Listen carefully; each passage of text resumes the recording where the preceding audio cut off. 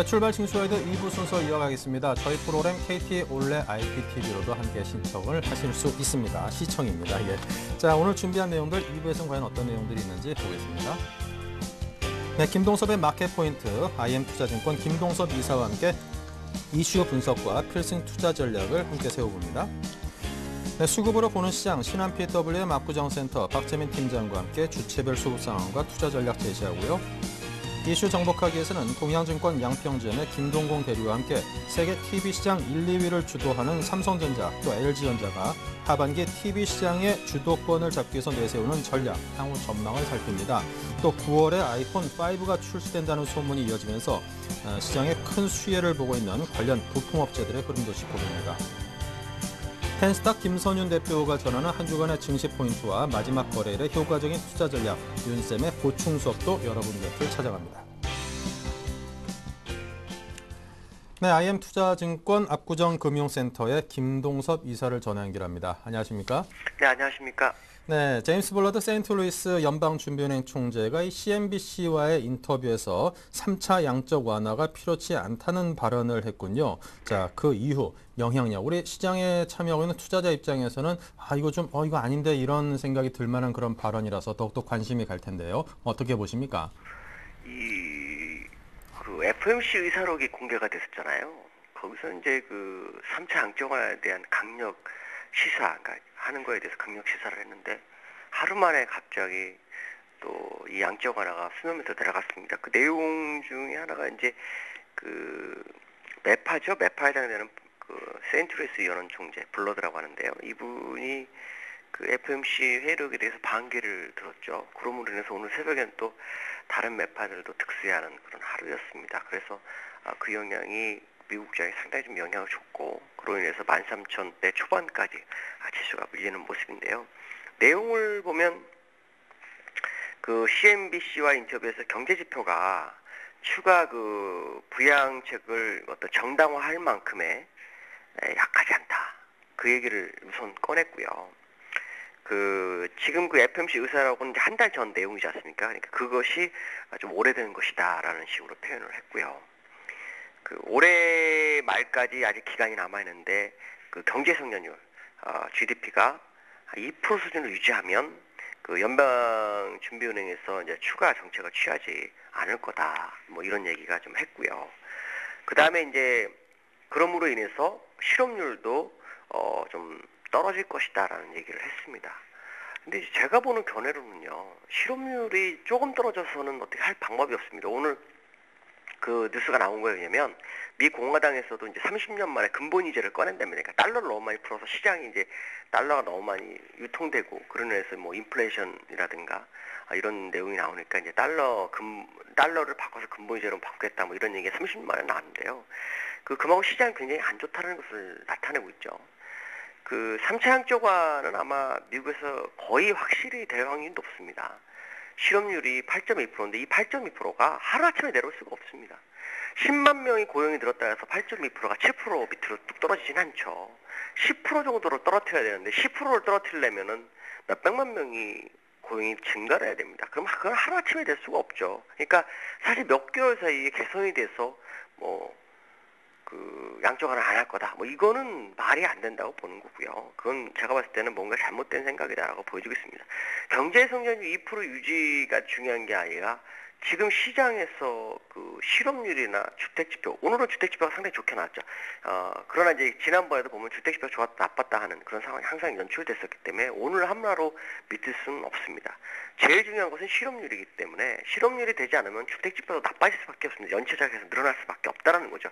그건 신규 주택 매매도 다시 또 둔화될 수 있다는 걸 나타냅니다.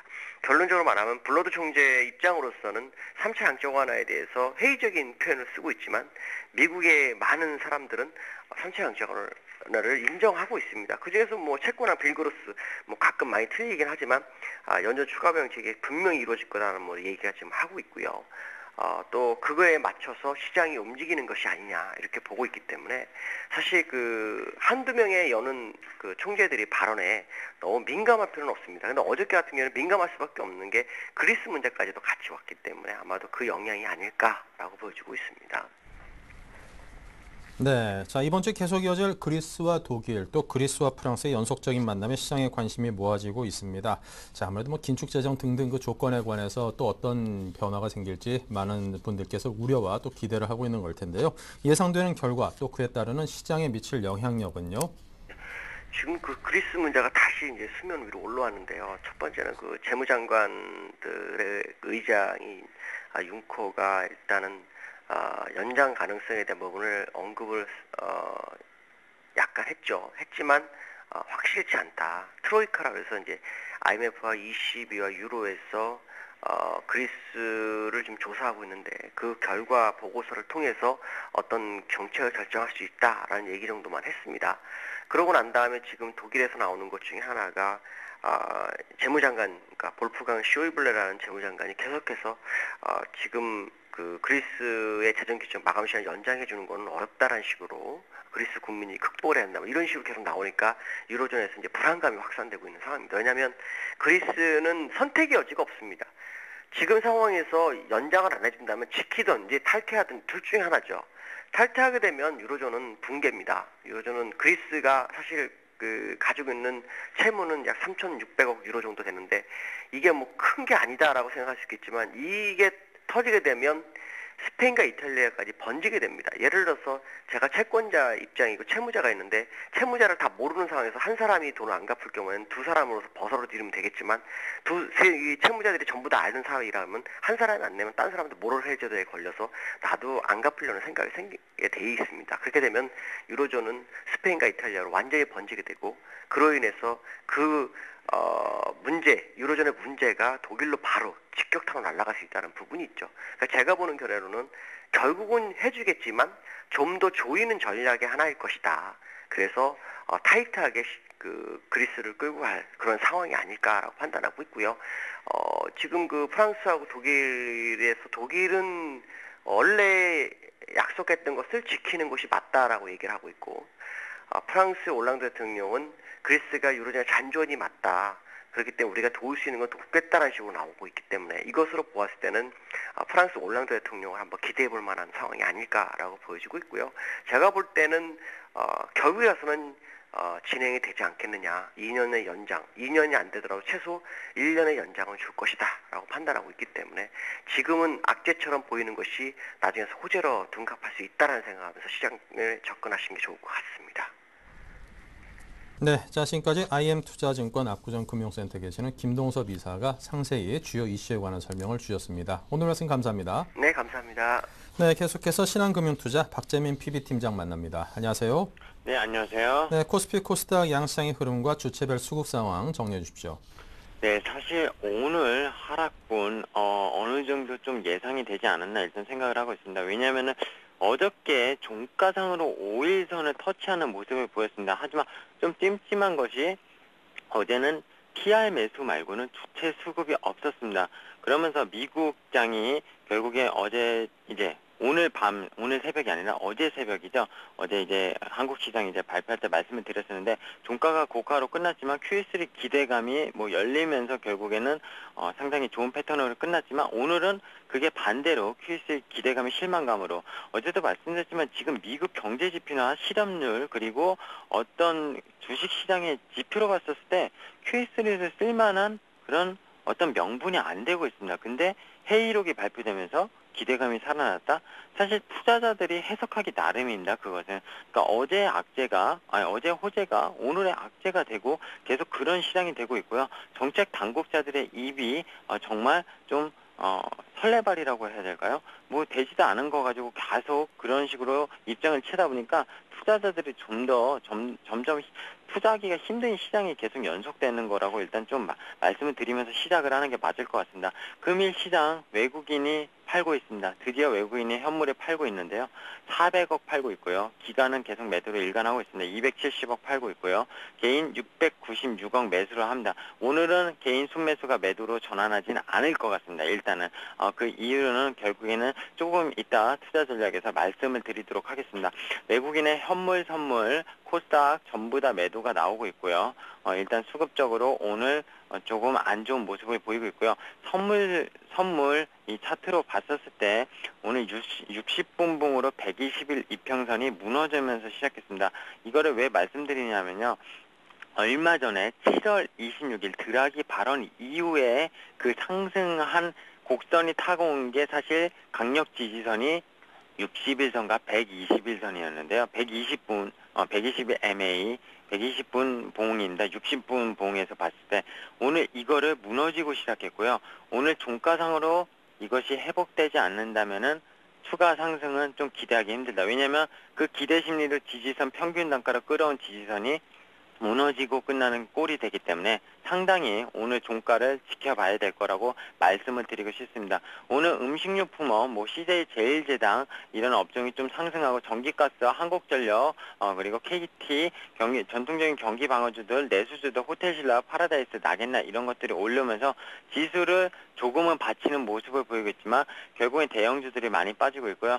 오늘 11시부터 삼성전자 패소할지 승수할지 배심원 판결이 공판이 열리게 돼 있습니다. 우리나라 시각으로 11시입니다. 이제 1시간 뒤인데요. 결론은 오늘 내일 중으로 나올 걸로 예상이 되고 있습니다.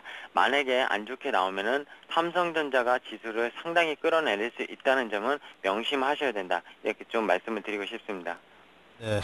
자, 그 결과도 우리 시장에 상당히 큰 영향을 미칠 것 같군요. 오늘 기관과 외국인 개인의 속내를 표현하신다면요? 네, 일단은요, 외국인 호재가 악재고 악재가 호재니라 이렇게 좀 말씀을 드리겠습니다. 이해하실 분은 이해하실 거라고 보시는데요. 제가 최근에 외국인이 계속 매수한 거 13거래일째 매수를 했고요. 프로그램 매수 차익 잔고가 11조 정도, 올해 4월장에 가장 많이 쳤었을 때 12조, 이 얘기는 지금 몇 번째 드리는데요. 외국에서 자금이 유입돼서 추가적으로 매수 안 하는 이상 외국인 물량은 거의 다 찼을 것이다 말씀을 드렸고요. 베이시스가 오늘 여태까지 1.45 계속 유지되던 게 오늘 1.1까지 내려갔습니다. 평균이 아침에 1 미만도 나왔고요. 그러면서 프로그램 매도가 나오는데 다시 좀 아침 대비는 프로그램 매수가 들어오고는 있습니다. 일단 왜냐면은 이거는 비차익 쪽에서 매수를 하고 있는 모습인데요. 외국인이 적극적으로 어쨌든 사지 않는다는 거 이거에 초점을 일단 두어야 될 것 같습니다.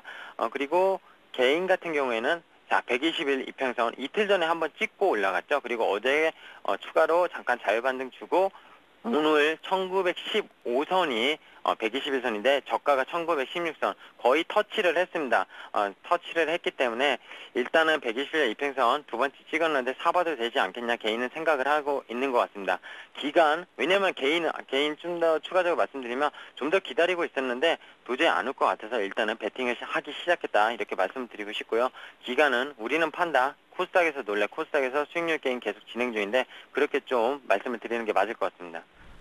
네. 자, 오늘장 개인을 위한 투자 전략은요?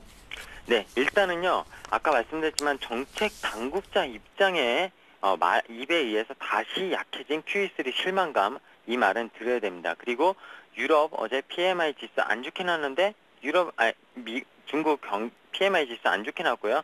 유럽은 어제 이제 밤에 이제 PMI 지수 안 좋게 나왔습니다. 유로존이 계속 경기도나 리세션이 나온다 이런 얘기가 났는데 그런 우려감이 둔화되면 둔화될수록 투자 심리는 약화돼야 되는데 경기 부양 기대감이 계속 살아있다.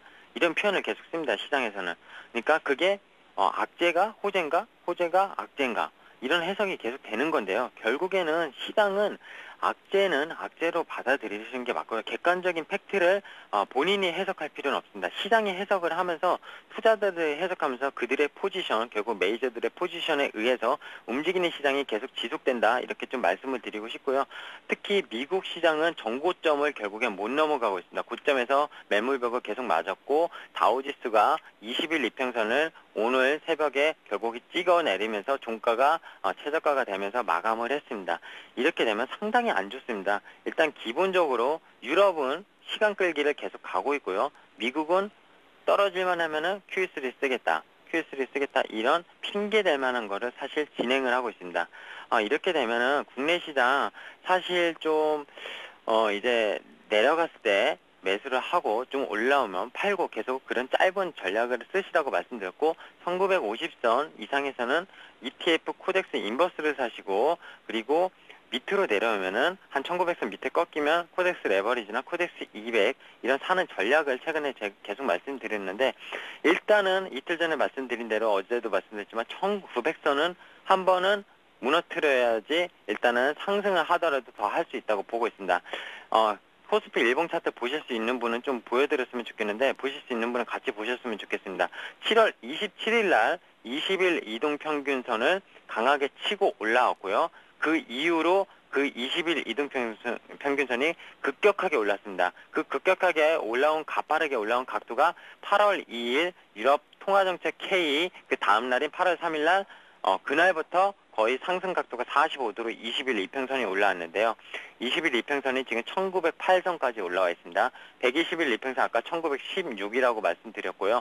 이 선이 거의 만날 때가 됐습니다. 이 선이 아마 다음 주 중에 아니면 오늘이나 오늘 종가상으로 만날 텐데요. 이 선을 뭉개고 내려가면은 60일 이평선이 그 밑에 있죠. 지금 1860인데 다음 주 한 1870, 80으로 올라올 겁니다. 그 선까지 조정이 가능한 시점이라고 말씀드리겠습니다. 기술적으로 오늘 말씀만 드리려고 하는데, 드라기 총재의 7월 26일 그 이후 7월 27일 가파르게 올라온 20일 이평선이 사실 121선과 수렴을 했고요. 이렇게 된다면은 사실 여기서 더 추가 상승이 나오려면 외국인의 아까 매수세가 급격하게 일어나거나 기관이 매수를 해줘야 되는데, 그게 아니고 개인이 여기서 매수를 한다는 겁니다. 외국인의 입장에서는 손해볼 게 없습니다. 정확하게 말하면 지수상으로는 1800한 4, 50부터 들어왔고요. 뭐 외국인들은 프로그램 매수세로 샀기 때문에 어떤 비용의 부담이 없습니다. 차익과 비차익으로 샀다는 거는 그 비용 부담을 들이지 않고 해지 거래를 했다는 거기 때문에, 그리고 결국엔 비차익으로 산다는 거는요. 말씀을 좀 드리기 복잡하지만 한해지 비용, 결국엔 환율에 대한 한 차이가 상당히 먹기 때문에 외국인의 입장에서는 다시 1850까지 간다고 하고 주식에서 좀 손해 본다고 하더라도 한 차익에서 결국 손해 볼 게 없는 그들입니다. 결국 그렇기 때문에 지금 지수 때 사실 들어갈 입장은 아니라고 보고요. 아까 추가적으로 한마디 더 드리면, 시장에 대한 기대를 너무 갖지도 말고요. 실망도 너무 앞서갈 필요는 지금 시장은 없다는 겁니다. 매매를 하실 거면 포지션을 길게 가져가지 않는 전략, 그렇게 계속 일단 매매를 하시는 게 맞고요. 만약에 오늘 23포인트 하락했다? 그런 종목별로 2, 3%대 하락하는 종목이 많습니다. 만약에 접근하시고 싶으면은 분할 매수하라고 말씀드렸습니다. 3분의 1씩 베팅을 해라, 최소.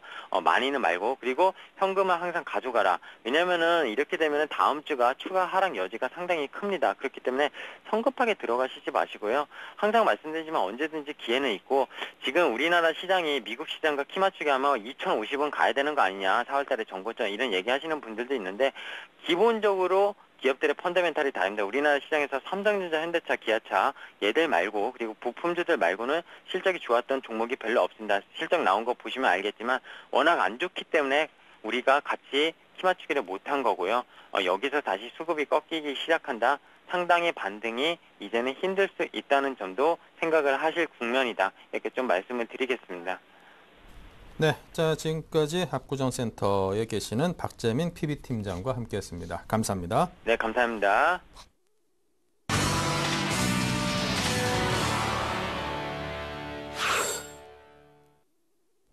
네, 오인의 전문가와 함께 해봐야죠. 12자 투자 전략입니다. 박성일 연구는 지수 조정 시의 분할 매수 전략을 박소영 대리는 종목별 비중 조절이 대응하는 데 유효하다고 말했습니다.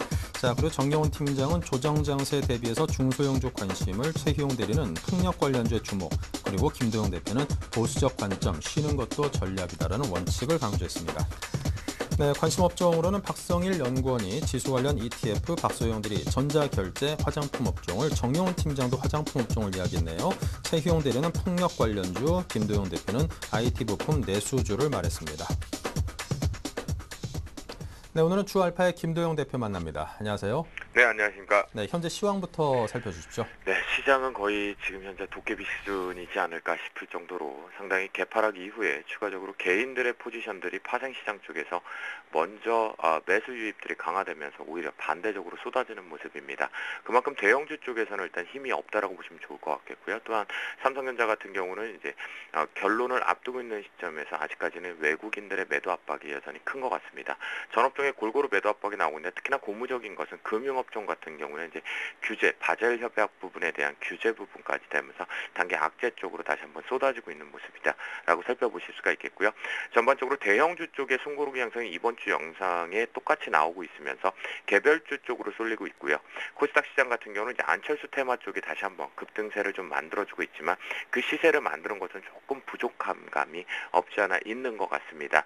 전체적으로 시장에서는 기관들이 내수주 관련 쪽으로 지수 방어와 대안주 쪽으로 매수가 좀 쏠리고 있는 것이 가장 특징이겠고요. 금일 시장 같은 경우는 파생 시장과 그다음에 현물 시장 모두 다 신규 진입 쪽보다는 오히려 신규 진입은 오후장에서 한번 체크를 해보실 필요가 있겠고요. 쉬는 것이 전략이다라고 말씀드린 거 오늘 같은 장 도깨비 장세이기 때문에 추세는 나오지 않을 것으로 판단이 됩니다. 현재 부분에서 낙폭 부분이 확대되고 있지만 이 정도 부분에서 좀 마무리되지 않을까 판단되고 있는 상태입니다. 네. 자, 오늘 IT 부품 내수주 등에 대해서 말씀을 하셨더라고요. 상세한 설명 주시죠. 네, 현재 여러분들께서 과연 하반기 부분에 대해서 우리가 수익률 게임에서 과연 이길 수 있는 승자가 누굴 것이냐고 많이 궁금해하실 것 같은데요. 계속해서 이번 주 내내 IT 부품주와 내수주라고 말씀을 좀 드렸습니다. 또한 단기 트레이딩 관점으로는 답이 없다. 수익률 게임을 하려면 현재 낙폭과대 부분과 함께 외계적인 부분에서 역발상 측면에서 보수적인 관점보다는 오히려 한 땀 한 땀 모아갈 필요가 있다라고 분명히 말씀 좀 드렸는데요. 역시 IT 부품주 같은 경우는 하반기에 우리나라가 삼성전자와 특히 이제 LG전자가 상승세가 두드러지고 있죠. 스마트 기기 쪽에 대한 부품 쪽에 대한 확대가 좀 나올 수 있겠고요. 또한 거기서 하나를 더 파생시켜서 본다라고 한다면 장비주 쪽으로 된 매수세가 유입될 수 있다라는 거 한번 보실 수 있겠습니다. 수급적인 측면이 좀 꼬여 있긴 하지만 그래도 실제 가격적인 저평가 매력 부분이 됐기 때문에 IT 부품주의 매수적이 유효하겠고요. 앞에서 5인의 투자자들이 많이 나오고 있는 것이 아무래도 화장품주 또는 또 강원랜드를 비롯한 파라다이스, GK과 같은 여행 관련주들도 카지노 관련주도 좀 있겠는데요. 그만큼 내수주 쪽으로는 수익률 게임을 하고자 한다라는 뜻이겠죠. 기관들 같은 경우는 상반기에 수익 구조가 나오지 못하다 보니까 하반기에서는 다시 한번 자신들의 주가를 상승할 수 있는 모멘텀이 쉬운 중소형주 쪽으로 가져올 수 있다라는 거 열어두시면서요. IT 부품주, 자동차 부품주는 글쎄요. 지금 완성차가 3분기와 4분기 실적 그렇게 좋게는 안 느끼고 있는 관점이기 때문에 제 관점에서는 오히려 IT 부품주 쪽으로 맥이 쏠려보자라고 말씀드리겠습니다. 네. 자, 오늘 장에서 관심 가질 만한 종목은요? 네, 금일 시장 같은 경우는 예전에 다시 한번 말씀을 드리면서 한 번의 차익 실현을 좀 빠져나오셨을 것 같은데요. 다시 한번 락앤락을 말씀을 좀 드리도록 하겠습니다. 락앤락 같은 경우는 중국에서 내수 부양책에 대한 이제 증대시킬 수 있을 것이라는 소비 지출 부양책에 대한 수혜를 받을 수 있다는 거 잘 알고 계실 건데요.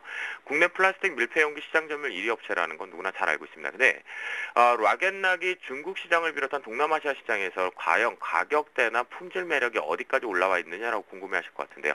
자, 우리나라 시장에서 루이비통 또는 샤넬과 같은 명품에 대한 많이 인식들이 좀 쌓여 있습니다. 락앤락 같은 경우는 밀폐용기 쪽에서 해외 시장에서는 이렇게 명품화되어 있다라고 바라보실 수가 있겠고요. 코인 수급이 이제는 좀 진정되는 기미입니다. 대략적으로 26,000원대 후반대 부분에서는 외국인들의 매도 포지션들이 만들어지고 있지만 이거는 소화 과정이다라고 보시면 좋겠고 기관의 매도 압박 부분이 진정되는 기미이기 때문에 이제 소량이지만 들어오고 있는 부분을 본다면 기관이 지수에 대비했을 때 지수와의 분위기와 전혀 차별화되는 쪽으로 대안 매수가 들어오고 있다라고 보시면 좋을 것 같겠고요. 또한 중국발 부양책 소비주책에 다시 한번 수혜 줄 수 있다라는 거 판단을 해보도록 하겠습니다. 그래서 매수가는요. 26,200원에서 26,000원 부근에서는 매수 타이밍이 좋겠고요. 중기적인 관점으로 가져가시는 분들 같은 경우는 26,000원대 이하에서부터는 비중 20%까지 확대를 하면서 중기적인 관점에 끌고 가시는 거. 하반기 3분기 실적 나올 때까지 끌고 가는 전략 좀 유효하겠다 말씀드리겠고요. 단기적인 목표가 같은 경우는 단기 트레이딩 관점으로 수익 매매 전략 같은 경우는 여전히 26,800원 돌파 안착 나오는 체크하시면서 거기서 차익 실현 한번 보시면서 단기 목표가 27,500원을 제시하겠고요. 중기적인 목표가로 끌고 가신다면 29,000원대 정도로 보실 수 있겠습니다. 단 손절가 라인은 최근에 저점으로 형성될 때 깨지 않고 있는 저점이겠죠. 그 25,100원보다 조금 더 낮은 25,000원 반드시 지켜줘야지만 시간도 단축되고 추가 슈팅 나올 수 있다는 거 열어두시면 좋겠습니다. 네, 자 지금까지 주알파의 김도영 대표와 함께했습니다. 감사합니다. 네, 감사합니다. 네, 다음은 이슈 정복하기 박미라 아나운서입니다. 안녕하세요. 이슈 정복하기 박미라입니다. 오늘 살펴봐야 할 주요 이슈들 함께 정리해 보겠습니다. 세계 TV 시장 1, 2위인 삼성전자와 LG전자가 하반기 TV 시장의 주도권을 놓고 다시 자존심을 건 한판 대결을 벌일 것으로 보입니다. OLED TV를 둘러싼 삼성과 LG의 경쟁 집중적으로 분석해봅니다. 배당을 중시하는 연금 투자 시대가 시작되면서 그동안 배당 불감증에 걸린 한국 증시도 정책의 변화가 있을 것이란 전망이 나왔습니다. 아이폰 5가 9월에 출시된다는 소문이 이어지면서 관련 부품 업체들의 강세가 이어지고 있습니다.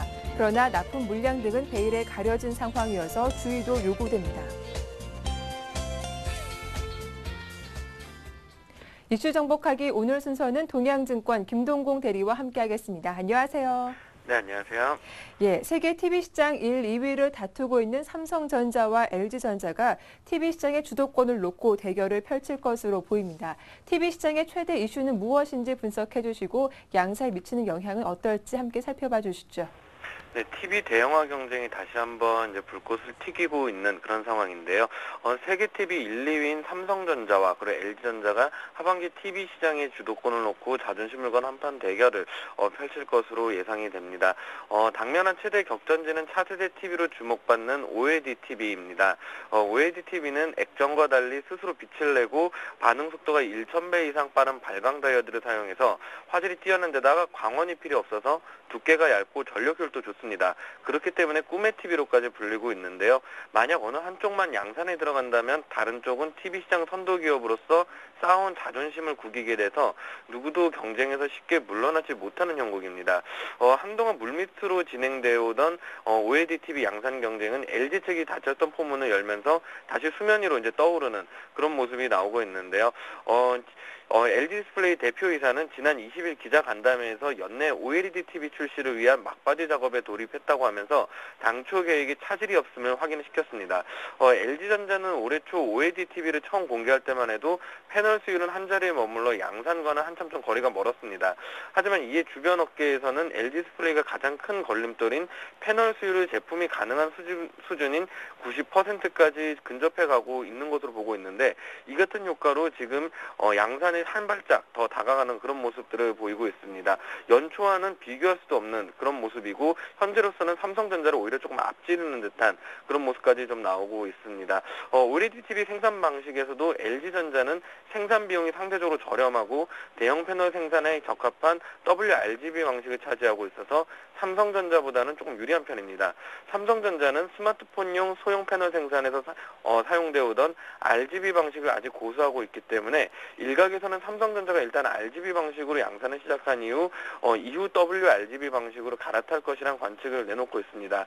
삼성전자의 관계자 역시 연내 양산 계획에는 변함이 없고 RGB 방식도 유지할 것이라고 전하고 있는데요. LG전자는 이번 주말 세계 최대인 84인치 초고해상도 TV를 국내 출시를 선언했습니다. 이러면서 잠잠했던 TV 대형화 경쟁에 다시 한번 불을 붙이는 이런 모습을 좀 보이고 있는데요. 반면 삼성전자는 아직까지는 시장성이 없다고 판단해서 즉각 대응하지는 않을 것으로 좀 그렇게 판단이 되고 대응하지는 않을 것으로 좀 보이고 있습니다.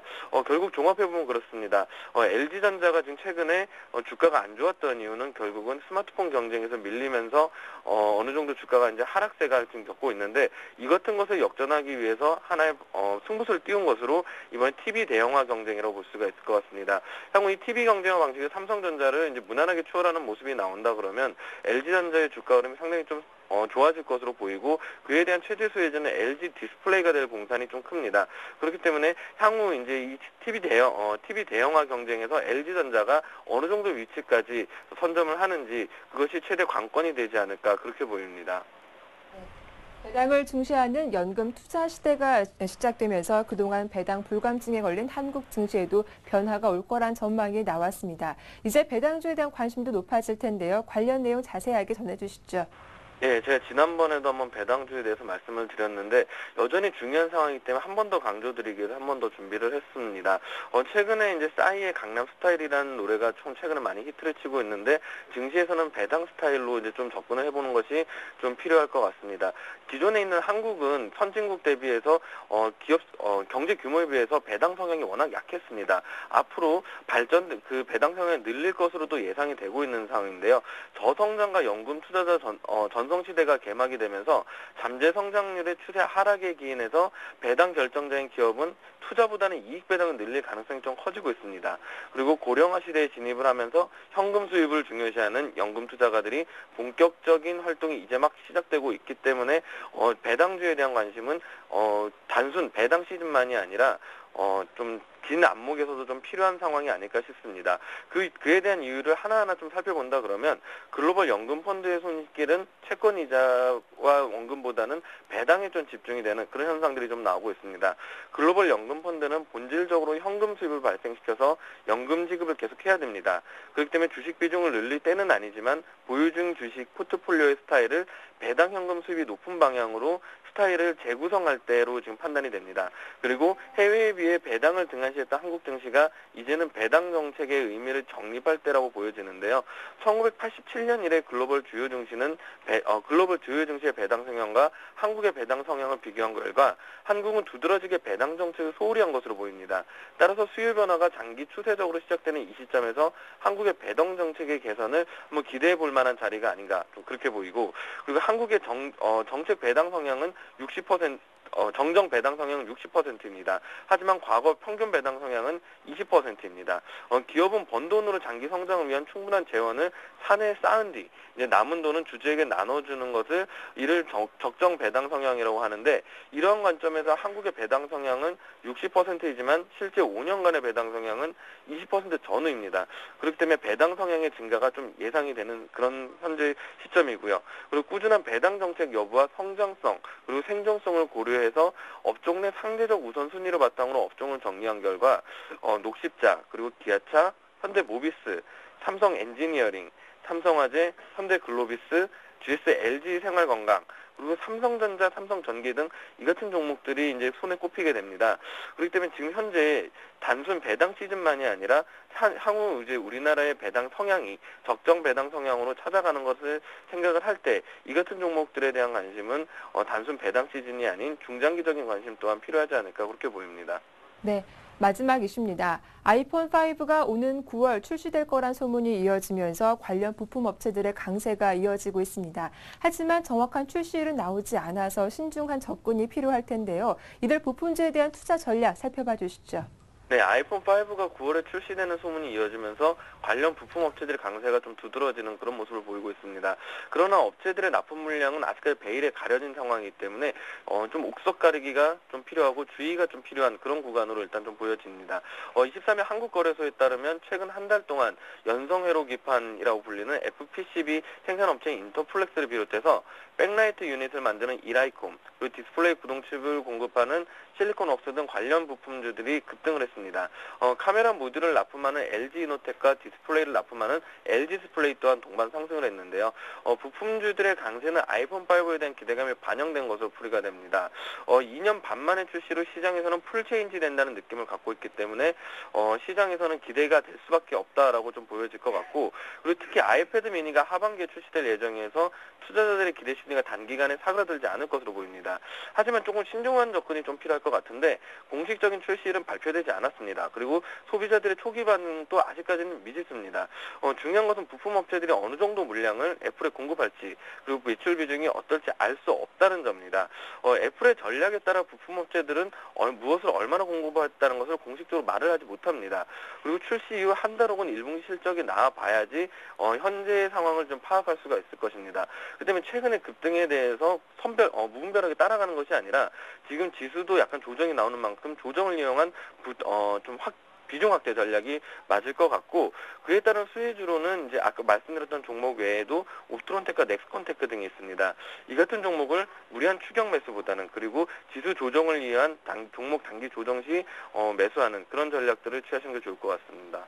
네, 지금까지 동양증권 김동공 대리와 함께했습니다. 도움 말씀 고맙습니다. 네, 감사합니다. 네, 이슈 정복하기 박미라였습니다.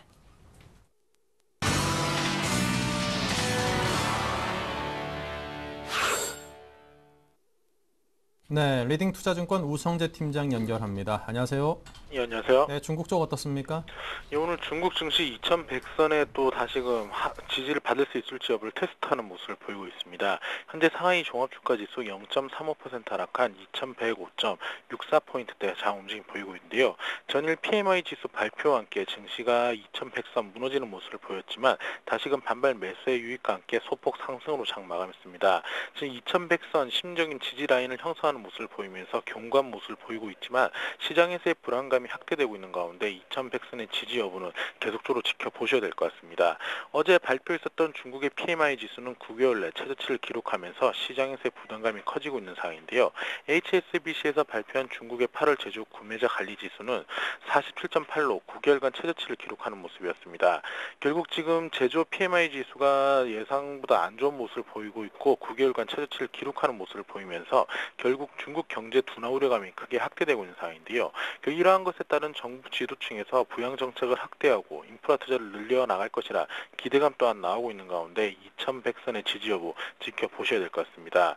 지금 일본 중앙은행 부행장이 중국이 부동산 버블로 금융위기를 받을 가능성이 증가하고 있다는 언급을 내놓으면서 시장에서의 불안감이 좀 커지고 있습니다. 현재 중국 경제가 매우 위험한 상황에 처해 있다는 언급과 함께 중국 경제의 경착륙이나 연착륙보다는 부동산 버블 그리고 인구 고령화, 가잉 대출 등이 겹치면서 한 차례 새로운 금융위기 우려가 확대되고 있다는 언급을 내놨습니다. 결국 중국의 이러한 부동산에 대한 이야기들이 꾸준히 나오면서 부동산 긴축 기조는 계속적으로 이어져 나갈 것으로 보이고 있는데요.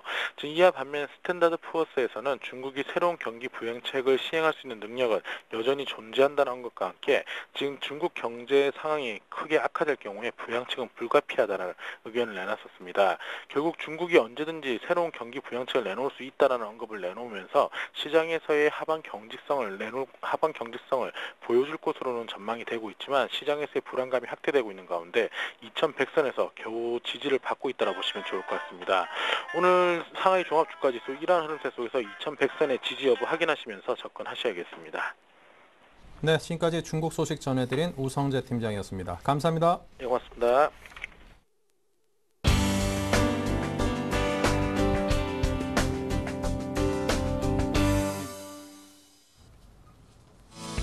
네, 안녕하세요. 오늘은 뉴스의 보충 수업 시간입니다. 자, 이번 주 한 주 참 재미없었습니다. 외국인들이 계속적으로 매수를 하고 있는데 지금 이제 드디어 외국인 매도세가 조금 좀 보이고 있는 모습 좀 보이고 있어요. 그래서 일단은 시장 상황을 조금은 좀 주의 깊게 보셔야 될 것 같아요. 어떻게 될지 몰라요.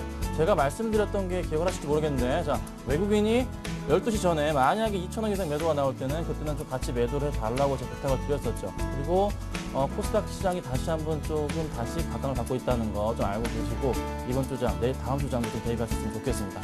자, 이번 주 코스피 흐름 좀 보고 갈게요. 코스피가 지지부진했습니다. 좀 어제 오늘 좀 많이 떨어졌는데 오늘 같은 경우는 상당히 좀 많이 떨어지고 있죠. 오늘 해서 월요일부터 목요일까지가 마이너스 0.21% 정도가 좀 빠졌습니다.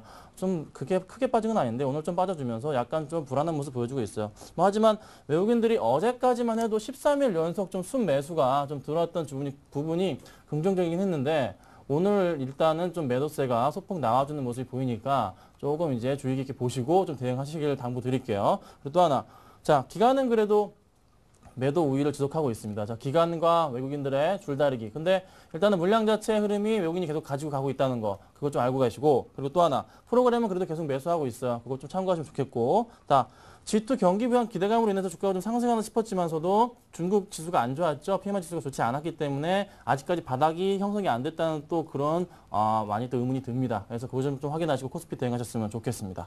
자, 코스닥 흐름 볼게요. 코스닥은 제가 계속 말씀드렸습니다. 2주 연속 말씀드렸는데, 자, 500포인트 도달한다.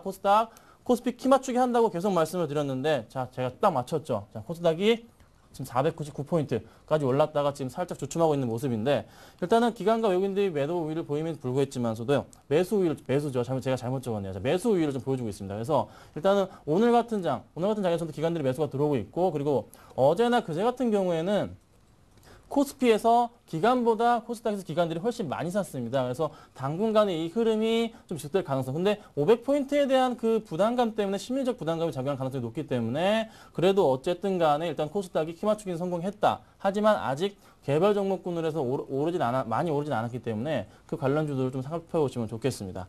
자, 이제 이 정도로 제가 좀 말씀을 드리고 좀 예상 상승 업종을 좀 봐야 될 것 같아요. 상승 업종 중에 보면은 자, 제가 지금 주의 깊게 보았던 거죠. 코스닥 업종 중에서 개별 종목 중을 말씀드렸는데 지금 다시 한번 경기 방어. 지금 시장 자체가 이 창이 아니고 이 방패입니다. 방패. 방패를 꼭 해야 되기 때문에 지금 디지털 콘텐츠들이 많이 올라가고 있어요. 바로 게임 관련 업종을 대표적으로 말씀을 드릴 수가 있겠죠. 자, 그 중에서도 여러 종목들이 많이 올라가고 있는데 지금 디지털 콘텐츠 업종에 지금 오늘 월요일부터 목요일까지 차트를 보면은 거의 7% 가까이 급등을 했습니다. 자, 아무래도 당연히 지수 불안감에 대한 제가 말씀드렸습니다. 1900포인트까지 한번 갈 수도 있다고 말씀드렸는데 오늘로서 좀 시작되지 않았나 좀 판단이 되고 있어요. 그래서 다음 주 장 좀 불안할 것 같아요. 그래서 일단은 종목군들 자체를 자, 제가 개별 종목 중에서 코스닥 개별 종목 말씀드렸는데 그중에서도 좀 디지털 콘텐츠들 관련해서 좀 담으셨으면 좋겠습니다. 그래서 말씀드릴 수 있는 건데 게임주 관련해서는 이미 좀 많이 오르긴 했어요. 이미 시작했어요. 컴투스나 게임빌이나 JC 같은 거 시작을 했는데 아직 늦지 않은 것 같아요. 그래서 그쪽 관련주들 분할매수 차원에서 한번 들어가시면 좋겠고 그래도 놓치지 않을 게 제가 지난주에 말씀드렸던 삼성전자 관련한 부품주들에서는 꼭 놓치지 말고 꼭 편입을 하셨으면 좋겠습니다. 그리고 또 하나 전기가스 업종 자 2.75% 상승했습니다. 당연히 일단은 대부분의 지수 업종을 이끈 게 이제 한국가스공사인데 이제 가스전 기대감과 그리고 또 하나 경기 방어 역할을 하기 때문에 아무래도 방어주 역할로서 좀 상승했던 부분이 있고 전기전단이 여전히 좀 강한 모습이었지만서도 삼성전자가 이렇게 빠져줌에도 불구하고 좀 상승했던 모습 자 그나마 좀 양호했기 때문에 좀 지켜보시면 좋겠습니다. 자 다음은 좀 하락업종인데 하락업종 자체에서 볼 때는 유통업 쪽이 좋지 않았어요. 마이너스 3.08% 정도 하락을 했습니다. 자, 중국의 PMI 약세로 인해서 백화점주나 이런 종목들이 좋지 않은 모습 좀 보여주고 있는데 일단은 아직까지 중국에 대한 이 소비 심리 자체가 회복되지 않았던 것으로 판단이 되고 있고 또 하나 일단 중국 지표 자체가 좋지 않게 나오면서 아직은 바닥권이 아니다. 바닥권이 아니기 때문에 이제 시장 자체 흐름을 좀 더 이제 지켜봐야 되겠다는 그 심리적 부담감이 작용을 함과 동시에 아시아 증시가 떨어지고 있고 또 하나 말씀드릴 수 있는 거는 자 그리스 문제, 그리스 시티그룹에서 이런 보고서를 냈습니다. 9월이나 10월 중에 그리스가 유로존을 탈당할 수도 있다. 이건 말도 안 되는 소리인데 일단은 그런 보고서가 나왔기 때문에 또 심리적 부담감을 또 가중시키고 있어요. 이 부담감 자체가 이어지고 있기 때문에 좀 더 시장의 영향이 다음 주 특히 8월까지는 1900포인트에 한번 테스트 지선을 받고서 좀 내려가거나 다시 올라오거나 그렇게 한번 테스트하지 않을까 좀 판단이 됩니다.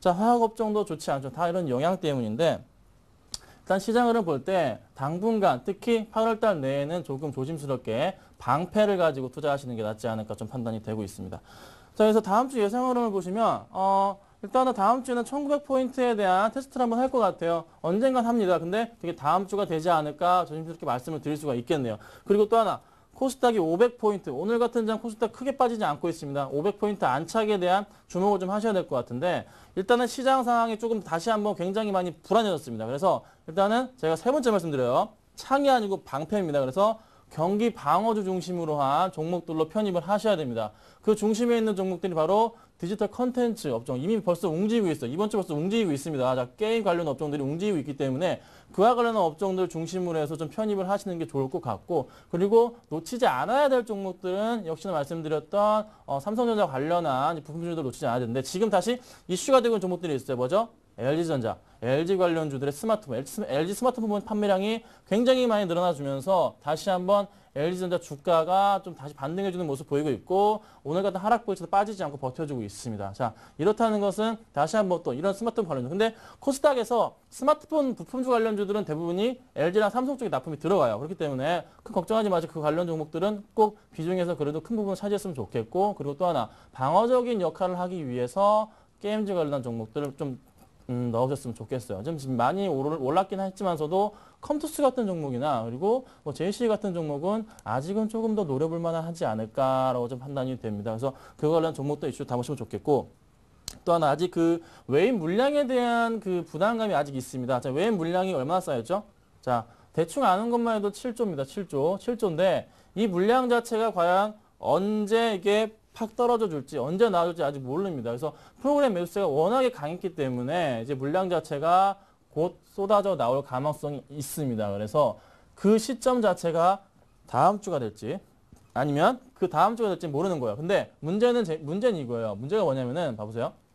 자, 지금 현재 그 물량 자체를 받아줄 수 있는 게 기관밖에 없는데, 자, 기관이 과연 그 물량을 받아줄까가 의문입니다. 지금 현재 기관들이 계속 매도를 해주면서 현금 확보를 하고 있는 차원이에요. 근데 기관들이 그 물량 자체를 받을 수 있는 만큼 현금 확보가 지금 안 돼 있습니다. 그래서 그게 지금 언제 터질지 모르는 문제로 가장 크게 작용합니다. 그래서 지금 굉장히 불안한 시장이기 때문에 제가 한 번만 더 말씀드릴게요. 자, 경기 방어주 관련해서는 종목을 꼭 좀 편입하셨으면 좋겠습니다. 그래서 자, 이번 주장이 어땠냐? 자, 줄다리기라고 좀 말씀을 드릴 수가 있겠어요. 줄다리기나 뭐 차종들을 말씀드릴 수가 있겠는데, 자, 지금 보면은 기관들은 매도세를 계속하고 있습니다. 기관들이 매도를 이어가고 있는 이유 중에 하나가 수익 실현하기 위해서. 자, 투신권을 중심으로 해서는 투신은 계속 물량을 내놓고 있습니다. 저 수익 실현하고 있는 거예요. 1900포인트 위에서 수익 실현을 계속적으로 하고 있어요. 근데 외국인이 받아주고 있단 말이죠. 외국인이 받아주고 있는데 그 중심에 있는 게 다 프로그램이기 때문에 아직 어떻게 될지 모른다는 겁니다. 근데 개별주 중심으로 해서 외인들은 이미 매도세가 나가주고 있어요. 대형주 중심으로 해 개별주 종목들은 이미 외국인 매도세가 나와주고 있기 때문에 여러분 조만간에 크게 나옵니다. 그래서 크게 준비하셔야 되는데 제가 지금 정확하게 말씀드리자면은 자, 오전 12시 안에 외국인 매도세가 얼마요? 2천억입니다. 2천억 이상이 나왔을 때 그때는 같이 좀 털어주세요. 자, 그때는 물량을 좀 줄이셔야 됩니다. 현금 확보를 좀 크게 해놓으셔야 됩니다. 다시 한번 1900포인트 아래 빠지고 재수가 없으면 1800포인트까지 갈 수 있어요. 이게 그리스 문제가 또 한 번 나와주기 때문이에요. 자, 그래서 지금 외인과 기관들이 이제 크게 쌓아주고 있는데, 자, 이 외인과 기관들의 흐름을 봤을 때는 일단은 현재 외인이 끌어주고 있습니다. 하지만 기관도 만만치 않게 매도 물량을 던지고 있고 사주진 않고 있어요. 그래서 기관과 외인이 사줘야 되는데 이 중심에 있는 게 바로 우리 개인 투자자입니다. 자, 이 너무 안쓰러운 그림인데, 자, 외인과 기관이 지금 빨간불이 지금 대응해줘야 되는데 기관이 빨간불로 대응을 해주지 않고 있어요. 그래서 지금 기관이 빨간불로 대응을 해주고 외인이 매수로 대응을 줄 때 과연 누가 이길지에 대한 부분이 지금 굉장히 앞으로의 큰 관건입니다. 그래서 이게 어떻게 될까? 근데 개인 투자자들은 이렇게 넉넉히 구경하고 있습니다. 누가 이길지 모르겠어요. 근데 밑에서 그나마 좀 힘을 보태주고 있죠. 그렇죠? 힘을 보태주고 있는데 어떻게 될지 몰라요. 그래서 제가 말씀드리는 거는 오전 중에 2천억 이상이 나와버리면 그때는 무조건적인 매도를 하셔야 됩니다. 만약에 매도를 하지 않고 넘어가 버리면은 그때는 다시 한번 또 손실을 경험하실 수가 있을 거예요. 그래서 제가 이제 매주 말씀드리는 거는 그래서 굉장히 중요하게 말씀 담아주셔야 되는데, 자, 일반 지금 방송 보시는 분들이 대부분이 다 이제 개인 투자들이잖아요. 개인 투자 개미가 일어나야 됩니다. 지금 개인 투자자분들 돈을 어떻게 해야 될지 지금 갖고 계신 주식이 지금 코스피 지수가 1950% 갔음에도 불구하고 크게 아직까지 회복은 못한 상태일 겁니다. 그렇죠? 회복은 못한 상태이기 때문에 이것 조금 어떻게 해야 될지 보셔야 되는데, 일단은 제가 다음 주 증시는 방어적인 차원으로 접근하셔야 돼요. 그래서 외국인이 좀 물량이 많이 나올 때는 매도를 통해서 현금 확보를 해 두시고 정리하시면 좋겠고, 현금 확보 아니면은 좀 불안하다 싶으시면 지금 미리미리 정리를 하셔서 경기 방어주 쪽 관련해서 종목을 좀 편입을 하신 다음에 조금 안정적인 포트폴리오 구성을 하시는 걸 제가 말씀을 드리고 싶어요. 왜 그러냐면은 너무너무 불안합니다. 자, 그리스 문제, 유로주전 문제 아직 해결이 안 됐어요. 여러분 지금 크게 이슈가 되진 않고 있지만서도 아직 해결이 안 돼 있고, 그 다음에 독일에서 ECB에 관련된 위헌 여부를 결정하는데 그게 9월 12일입니다. 그때까지는 아직까지 리스크 자체가 남아있기 때문에 그 점을 확인하시고 좀 다음 주 장세 시장에 좀 대비하셨으면 좋겠습니다. 감사합니다.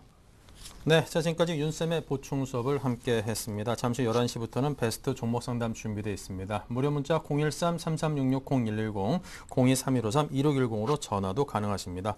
저희 출발 증시와이드 블로그도 준비되어 있으니까요. 많은 관심 주십시오. 자, 저희는 다음 시간에 뵙겠습니다. 감사합니다.